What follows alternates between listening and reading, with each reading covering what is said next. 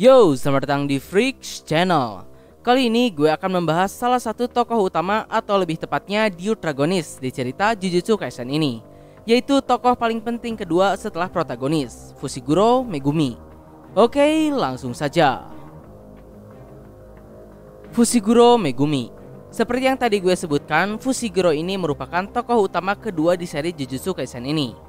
Megumi juga bukan tokoh sembarangan. Ia merupakan penyihir Jujutsu yang mewarisi teknik kutukan asli keluarga Zenin.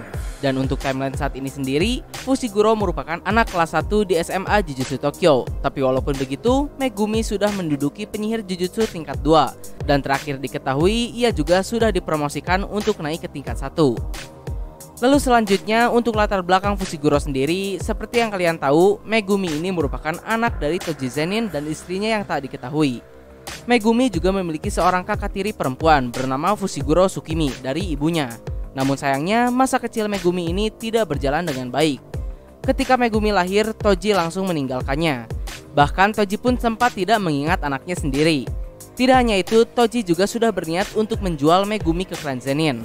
Tapi terlepas dari itu, apakah Toji benar-benar seburuk itu? Kenyataannya di balik semua keburukan Toji sebagai ayah ada beberapa hal yang cukup menarik namun ironis. Seperti yang kalian tahu, Toji ini lahir di tengah keluarga yang paling terobsesi dengan garis keturunan dan bakat bawaan mereka. Maka dari itu, Toji yang lahir tanpa memiliki energi kutukan sedikit pun tidak lebih daripada manusia gagal di mata klan Zenin. Terlebih lagi, Toji adalah anak laki-laki. Maki saja sebagai anak perempuan sudah muak ada di dalam keluarga tersebut. Yang mana Toji sebagai anak laki-laki tentu saja pasti menanggung beban ekspektasi untuk memiliki bakat luar biasa dan menjadi pemimpin klan Zenin. Dan ya, akhirnya Toji pun tumbuh di tengah situasi keluarga yang seperti itu. Maka dari itu, akhirnya Toji pun memiliki dendam tersendiri pada klan Zenin dan juga para penyihir Jujutsu. Hingga akhirnya ketika ia dewasa, Toji kemudian meninggalkan klan Zenin dan dikenal sebagai pembunuh penyihir Jujutsu. Toji menjadi pembunuh bukan semata-mata karena dendam pada klan Zenin atau para penyihir Jujutsu, melainkan juga terkait dengan kebanggaannya yang selalu direndahkan pada saat masih berada di klan Zenin dahulu. Tapi kemudian ketika Megumi lahir, Toji pun berubah. Ia membuang semua harga dirinya itu dan lebih memilih menjaga anaknya tetap hidup dan bahagia. Namun sayangnya Toji kemudian mendapat tawaran untuk membunuh Gojo Satoru. Mendengar hal tersebut, Toji pun berubah kembali pada dirinya yang dahulu. Bukan semata-mata karena bayarannya yang besar, melainkan untuk membuktikan bahwa dirinya lebih baik daripada para penyihir Jujutsu dengan membunuh Gojo Satoru, sang puncak dari penyihir Jujutsu itu sendiri. Sekaligus untuk menghancurkan kebanggaan klan Zenin yang selalu meremehkannya dan tak menganggapnya. Yah, Toji ini lahir bukan hanya tidak berbakat, namun juga tidak memiliki energi kutukan sama sekali. Di tengah keluarga yang menempatkan bakat kutukan di atas segalanya. Walaupun Toji ini sangat kuat untuk kemampuan fisik, namun bukan berarti ia tidak menginginkan kemampuan kutukan seperti yang diharapkan orang lain padanya. Apalagi dengan perlakuan klan Zenin pada orang yang tak memiliki energi kutukan, hal tersebut juga mempengaruhi pandangan Toji pada yang namanya penyihir Jujutsu. Toji menyebut dirinya sendiri yang tak memiliki energi kutukan sebagai monyet, dan berpikir bahwa orang-orang yang memiliki teknik Jujutsu sebagai berkah yang tak pernah ia dapatkan. Makanya pas Toji sukses ngebantai Gojo dan Geto, Toji berkata seperti yang gue tampilkan di gambar. Dalam perkataan tersebut seperti menunjukkan perasaan Toji yang marah, kesal, dan iri di saat yang bersamaan. Oke, selanjutnya dari tadi gue jadi ngebahas Toji. Tapi tenang, semua itu tetap berhubungan dengan Fushiguro Megumi.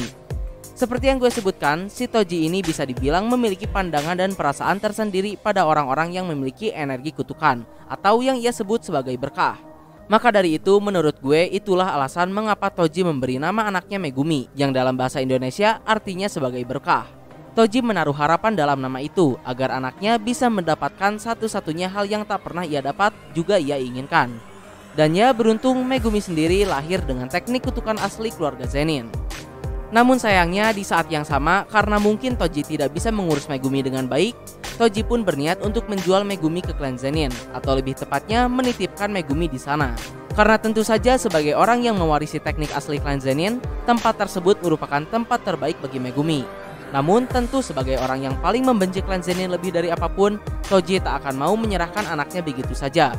Tapi demi kebaikan Megumi, Toji pun merelakannya. Maka dari itu menurut gue, kenapa pas Toji ketemu sama si Megumi, Toji langsung bundir setelah dengar kalau Megumi bukan bagian dari klan Zenin. Gue rasa hal tersebut membuat Toji lega. karena Megumi sebagai satu-satunya anak yang ia miliki tidak menjadi bagian dari hal yang paling ia benci, yaitu klan Zenin sendiri. Dan ya, terlepas dari itu, seperti yang kalian tahu, setelah kematian Toji, Gojo pun menemui Megumi dan menyuruhnya untuk tidak masuk ke dalam klan Zenin. Dan yap, Gojo pun kemudian menjaga dan memasukkan Megumi ke sekolah Jujutsu Tokyo. Dan lalu terlepas dari itu, untuk Megumi sendiri, dia ini tidak peduli pada masa lalu ataupun siapa orang tuanya. Bahkan Megumi ini tidak tahu bahwa yang membunuh ayahnya adalah Gojo Satoru, gurunya sendiri. Walaupun Gojo juga sempat hendak membicarakan hal tersebut, namun Megumi tak peduli pada hal itu. Ya, tapi bagaimanapun wajar saja, karena Megumi sendiri tak pernah mengingat wajah ayahnya, karena Toji meninggalkan Megumi ketika ia masih bayi. Dan ibunya pun diketahui juga meninggalkan Megumi. Hingga akhirnya Megumi pun hidup dengan kakak tirinya Tsukimi, yang saat ini diketahui Tsukimi sendiri sedang koma akibat dari suatu kutukan. Lalu bukan hanya itu, Megumi juga terlihat cukup kesal pada orang tuanya karena nama yang mereka berikan, yaitu Fushiguro Megumi. Seperti yang gue jelaskan tadi, Megumi ini memiliki arti yang cukup dalam bagi Toji. Tapi sebenarnya nama Megumi ini adalah nama feminis yang digunakan untuk perempuan di Jepang. Maka dari itu Fushiguro Megumi cukup kesal dengan nama yang diberikan padanya. Berikutnya untuk penampilannya sendiri, Megumi ini cukup kalem, dan ya selebihnya standar saja. Lalu untuk kepribadiannya sama seperti penampilannya, Megumi ini cukup kalem, santuy, namun juga dingin di beberapa situasi. Tapi walaupun Megumi ini selalu tampil cool dan dingin, sebagai salah satu tokoh utama, Megumi juga memiliki sisi heroik di dalam dirinya. Ia berkeyakinan bahwa orang baik pantas untuk diselamatkan. Makanya Megumi selalu mempertaruhkan nyawanya untuk Yuji. Dan terakhir sedikit bonus, menurut Aoi Todo, Megumi ini merupakan orang yang membosankan karena tipe wanita yang ia sukai. Dan yang terakhir untuk kemampuan Megumi sendiri, Megumi ini memiliki kekuatan yang luar biasa. Bahkan bisa dikatakan salah satu yang terbaik. Yang pertama tentu saja ada teknik kutukan miliknya, yaitu teknik kutukan 10 bayangan. Teknik ini merupakan teknik asli dari keluarga Zenin. Seperti namanya, teknik 10 bayangan. Dengan teknik ini Megumi dapat memanggil 10 Shikigami yang berbeda. Namun sebenarnya orang yang lahir dengan teknik ini awalnya hanya akan mendapatkan 2 buah anjing Shikigami saja. Sehingga untuk mendapatkan ke-9 Shikigami yang lain, si pengguna perlu mengalahkan Shikigami yang tersisa satu persatu dengan Shikigami yang ia miliki. Setiap Shikigami yang berhasil ditaklukkan, si pengguna akan dapat mengendalikan juga menggunakannya. Dan lalu penaklukan Shikigami juga dapat dibantu oleh penyihir Jujutsu yang lain. Namun sepenangkapan gue, hal tersebut akan membuat Shikigami yang ditaklukkan tak akan menjadi milik si pengguna 10 bayangan. Lalu sejauh yang diketahui, saat ini Megumi sendiri sudah menguasai 6 Shikigami. Yang pertama ada Divine Dogs atau Gyokuken, merupakan Shikigami default yang akan pertama kali dimiliki oleh si pengguna 10 bayangan. Shikigami ini sendiri terdiri dari 1 ekor anjing hitam dan putih. Lalu ketika salah satu anjing tersebut terbunuh, anjing yang lainnya akan mewarisi kekuatan anjing yang mati dan kemudian berubah wujud. Shikigami ini sendiri sering digunakan oleh Megumi sebagai combo standarnya. Lalu berikutnya yang kedua ada Nue, merupakan Shikigami yang memiliki bentuk semacam burung hantu. Megumi biasanya menggunakan Nue untuk mobilitasnya seperti terbang, kabur, atau sebagai serangan pendukung dari atas. Di nomor 3 ada Great Serpent atau Orochi. Dengan teknik ini, Megumi dapat memanggil Shikigami semacam ular raksasa yang biasanya ia gunakan sebagai serangan kejutan. Berikutnya nomor 4 ada Shikigami Kodok. Terlihat Megumi hanya menggunakan Shikigami ini sebagai Shikigami support saja untuk membawa orang yang terluka. Lalu selanjutnya yang kelima ada Shikigami Kelinci. Untuk Shikigami yang satu ini, Megumi dapat memanggil sejumlah besar kelompok kelinci untuk mengganggu musuhnya, sehingga dapat membantu Megumi untuk mengulur waktu. Dan yang keenam sekaligus Shikigami terakhir yang dapat Megumi kendalikan adalah Shikigami Gajah. Megumi jarang menggunakan Shikigami yang satu ini, karena untuk pemanggilan si gajah ini memakan energi kutukan yang cukup banyak. Lalu Shikigami Gajah sendiri berperan sebagai burst damage. Ya, jadi kurang lebih si Megumi ini sudah menguasai 6 dari 10 Shikigami. Tapi tentu, kemampuan dari teknik kutukan 10 bayangan tidak hanya itu saja. Diketahui Megumi juga dapat mengkombinasikan Shikigaminya. Dan sejauh yang terlihat, Megumi hanya pernah menggabungkan 2 Shikigami saja, yaitu Shikigami Nue dan Kodok, sehingga menghasilkan Shikigami Kodok bersayap. Ya, memang tidak terlalu kuat, tapi melihat dari skill tersebut saja sudah cukup menunjukkan bahwa teknik kutukan 10 bayangan ini bisa dibilang memiliki potensi yang hampir tak terbatas. Lalu terlepas dari itu, sebenarnya Megumi juga sudah memperlihatkan Shikigaminya yang ketujuh. Namun kali ini, Megumi belum bisa mengendalikannya, yaitu Mahoraga. Mahoraga merupakan Shikigami yang sangat-sangat kuat, bahkan mungkin yang paling OP di antara 10 Shikigami yang ada. Dikatakan Mahoraga sendiri merupakan satu-satunya Shikigami yang tak pernah bisa ditaklukkan oleh para pengguna teknik kutukan 10 bayangan. Lalu terkait dengan Shikigami yang satu ini, Gojo Satoru pernah berkata, kalau dahulu para pemimpin keluarga Gojo dan Zenin ini selalu bertengkar dan saling membunuh. Gojo juga mengatakan, kalau dahulu pemimpin keluarga Gojo merupakan pemilik 6 mata seperti dirinya, dan pemimpin klan Zenin juga merupakan pengguna teknik kutukan 10 bayangan. Di sini Megumi menyadari ada yang cukup janggal karena Gojo mengatakan mereka saling membunuh. Karena wajar saja, teknik 10 bayangan melawan teknik 6 mata milik keluarga Gojo itu tidak akan seimbang. Otomatis teknik klan Gojo akan lebih unggul. Namun akhirnya di chapter 117 Megumi menyadari bagaimana caranya orang-orang Zenin dahulu membunuh orang-orang Gojo di masa lalu, yaitu dengan cara memanggil Mahoraga. Dengan menyeret musuh ke dalam ritual penaklukan Mahoraga, maka si target juga perlu melawan Mahoraga sampai Shikigami tersebut ditaklukkan. Dan ya, cara tersebut juga sama saja dengan bunuh diri. Tapi terlepas dari itu, seberapa kuat sebenarnya Mahoraga ini? Cukup kuat hingga membuat sang Raja Kutukan Sukuna kerepotan. Di chapter 117, untuk menyelamatkan Megumi, Sukuna terpaksa perlu ikut dalam penaklukan Mahoraga. Dan alhasil ia pun cukup kerepotan. Selain kekuatan dan kecepatan yang dimiliki Mahoraga ini memang gila, Mahoraga juga memiliki kemampuan regenerasi. Namun sayangnya bukan itu yang membuat Mahoraga menjadi OP. Mahoraga masih memiliki satu kemampuan yang lebih overpower lagi, yaitu adaptasi. Ketika roda di punggungnya berputar, itu menandakan bahwa Mahoraga sudah mengenali jenis serangan musuhnya, dan ia akan mengembangkan cara yang paling efektif untuk menahan serangan tersebut. Bahkan serangan dari domain expansion Sukuna saja tidak bisa membunuh Mahoraga. Ya, jadi wajar saja mengapa tak ada yang bisa menaklukkan Shikigami yang satu ini. Dilihat dari kemampuannya pun, Mahoraga ini seperti ada hanya untuk menang. Dan yap, satu-satunya cara untuk mengalahkan Mahoraga adalah dengan menghancurkan tubuhnya dalam sekali serang sebelum dirinya beradaptasi dengan serangan tersebut. Di akhir, Sukuna pun menggunakan kekuatan apinya setelah serangan domain expansionnya tidak mampu membunuh Mahoraga.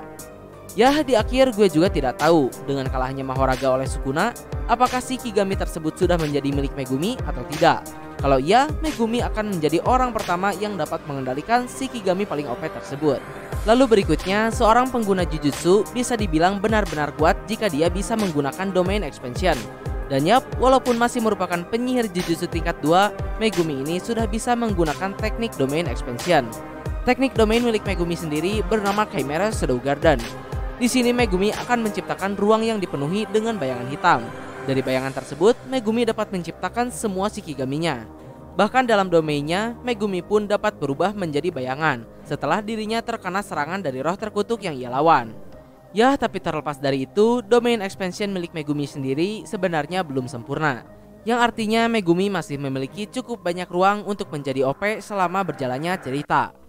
Ya, jadi dengan semua kemampuan tersebut sudah cukup memperlihatkan bukan betapa OP-nya si Megumi ini. Namun kenyataannya mungkin seperti yang kalian lihat juga, Megumi ini tidak terlalu hebat dan juga tidak sekuat itu. Jadi sebenarnya si Megumi ini kuat atau lemah?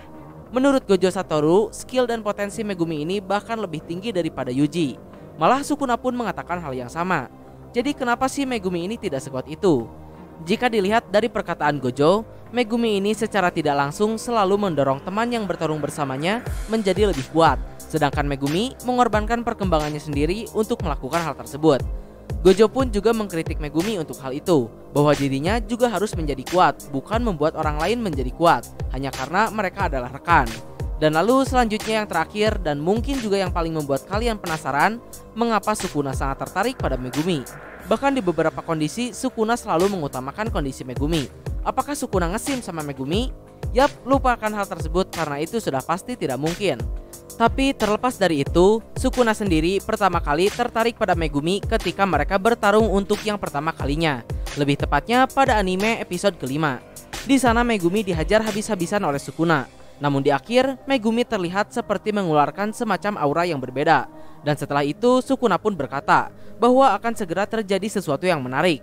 Tapi untuk hal tersebut, gue mengira sepertinya tadinya Megumi berniat untuk mengeluarkan Mahoraga. Bahkan ketika ia bertarung dengan Aoi Todo pun, Megumi melakukan hal yang sama. Tapi apakah Megumi memang berniat mengeluarkan Mahoraga? Apakah Megumi akan senekat itu? Atau mungkin Megumi memiliki suatu kekuatan yang tersembunyi dan belum bangkit? Secara teknik yang dimiliki Megumi sendiri merupakan teknik kutukan asli dari klan Zenin, yang jelas bukan kaleng-kaleng. Jadi kenapa Sukuna sangat tertarik pada Megumi? Jawabannya hanya autor yang tahu. Tapi jika gue perlu beropini, menurut gue Sukuna membutuhkan Megumi untuk menjalankan rencananya. Dalam satu adegan ketika Megumi sekarat, Sukuna juga berkata bahwa ia masih membutuhkan Megumi untuk melakukan sesuatu. Yang mungkin Sukuna berniat menggunakan Megumi untuk memanggil tubuh aslinya. Dan kalaupun bukan, setidaknya menurut gue Megumi memang diperlukan untuk menjalankan rencana Sukuna. Karena akhir-akhir ini, di manga sendiri, Sukuna selalu membual kalau kebebasannya sudah tidak lama lagi. Nah, mungkin kurang lebih itulah pembahasan mengenai si Fushiguro Megumi ini. Lalu untuk kedepannya, gue juga bakal bikin konten baru buat bahas manga-manga hits yang lagi ongoing saat ini. Ya, biar gak sepi-sepi amat lah konten gue, dan gue juga bisa upload lebih sering lagi. Because not gonna lie, I need some traffic. Jadi mohon maaf untuk kekurangan dan kesalahannya. Like, subscribe kalau suka, komen bila ada kritik dan saran. Terima kasih telah menonton. Ciao.